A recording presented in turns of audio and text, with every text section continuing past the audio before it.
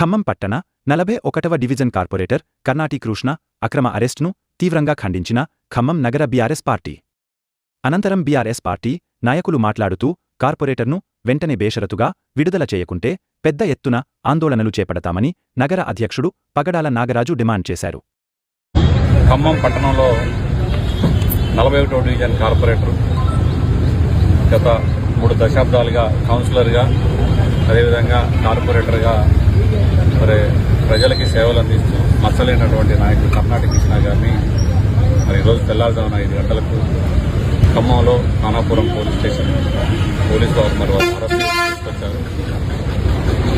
ఎందుకు తీసుకొచ్చారని చెప్పి మేము కూడా పోలీసు వారిని అడగటం జరిగింది. మరి వారి మీద పెట్టినటువంటి కేసు కనుక విన్నట్లయితే చాలా విచిత్రంగా ఉంది. 59 జీవో కింద వారు రెగ్యులరేషన్కి అప్లై చేసుకుంటే ఏదైతే వాళ్ళ ల్యాండ్ ఉందో ఆ ల్యాండ్ పక్క నుంచి గతంలో ఎన్ఎస్పీ వాళ్లే వీళ్ళ భూముల నుంచే ల్యాండ్ ఎక్వైర్ చేసి గతంలో కాలువ ఉంటుంది. అటు కాలువ ఈరోజు పూర్తిగా పంట చేయాలని కూడా ఫ్లాట్లు కావడం వల్ల వాటన్నిటిని కూడా క్రమబద్ధీకరణ చాలా మంది చేసుకున్నారు.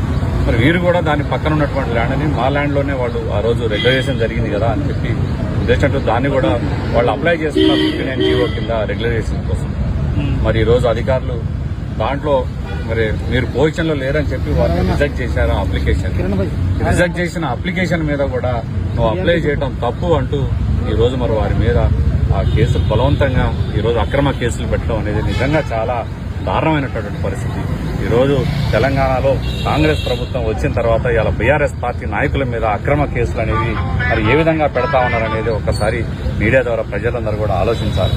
అట్లా అనుకుంటే మరి ఈరోజు ఆయన అప్లై చేసుకున్నటువంటి అప్లికేషన్ రిజెక్ట్ అయితేనే కేసులు పెడితే మరి ఈరోజు వాళ్ళు 6 గ్యారంటీలు అని చెప్పి అప్లికేషన్లు తీసుకున్నారు. మా అప్లికేషన్లు కూడా రిజెక్ట్ అయితే మరి వాళ్ళ మీద కూడా కేసులు పెడతారా? మరి పెన్షన్ అప్లై చేసుకున్నటువంటి పెన్షన్దారులు కూడా రిజెక్ట్ అయితే మరి వారి మీద కేసులు పెడతారా? రేషన్ కార్డు అప్లై చేసుకుంటే మరి రిజెక్ట్ అయినటువంటి వారి మీద కూడా కేసులు పెడతారా? ఈ విధంగా పెట్టుకుంటూ పోతే కేసులు మరి వారే ఒక్కసారి ఆలోచన చేయాలి.